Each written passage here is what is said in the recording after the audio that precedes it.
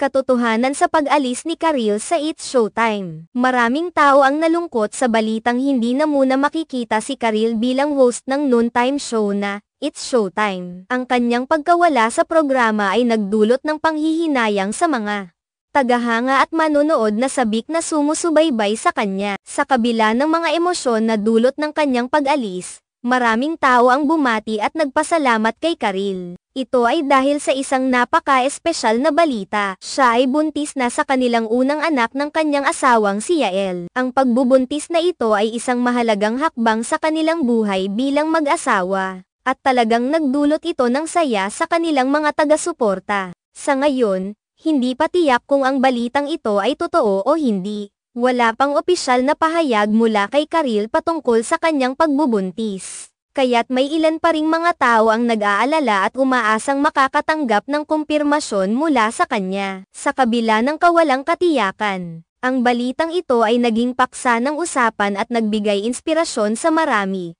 lalo na sa mga taong umaasa na makakita ng mga positibong balita sa kabila ng mga pagsubok sa buhay. Ang mga tagahanga ni Karil ay umaasa na sana ay magpatuloy ang kanyang magandang karera sa telebisyon kahit na siya ay nagdadalang tao. Marami ang nagtatanong kung paano ito makakaapekto sa kanyang mga proyekto at kung may mga plano ba siyang ibahagi ang mga susunod na hakbang sa kanyang karera. Ang kanyang kakayahan bilang isang host, singer, at actress ay talagang hinahangaan, at inaasahan ng lahat na makakabalik siya sa entablado sa tamang panahon. Dahil sa kanyang pagkakaroon ng bagong responsibilidad bilang isang ina, maaaring mas maglaan si Karil ng oras sa kanyang pamilya. Sa mga pagkakataong ito, madalas na bumabalik ang mga tao sa kanilang mga alaala at mga karanasan upang bigyang diin ang kahalagahan ng pamilya sa kanilang buhay.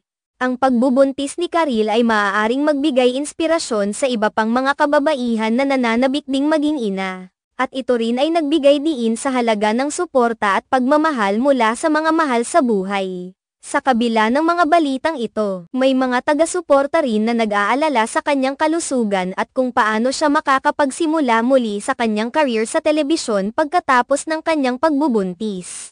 Nakita na natin sa ibang mga artista na ang pagbubuntis ay nagdudulot ng iba't ibang hamon, ngunit sa kabila nito, nagiging pagkakataon din ito upang mas makilala pa ang kanilang sarili at ang kanilang mga talento. Mahalaga ang mga ganitong balita sa ating mga kababayan, hindi lamang bilang isang pahayag tungkol sa isang kilalang tao, kundi bilang inspirasyon na maaari ring iparating sa iba. Ang mga tagumpay at mga pagsubok na dinaranas ng mga tao sa entertainment industry ay nagbibigay liwanag at pag-asa sa mga tao na nag-aasam ng mas mabuting kinabukasan. Ang kwento ni Karil ay isang patunay na sa kabila ng lahat, ang pag-ibig at pamilya ay may espesyal na puwang sa ating mga puso. Hanggang sa makakuha tayo ng opisyal na pahayag mula kay Karil, patuloy ang ating pag-aabang at pagdarasal para sa kanyang kaligtasan at tagumpay sa susunod na mga hakbang ng kanyang buhay.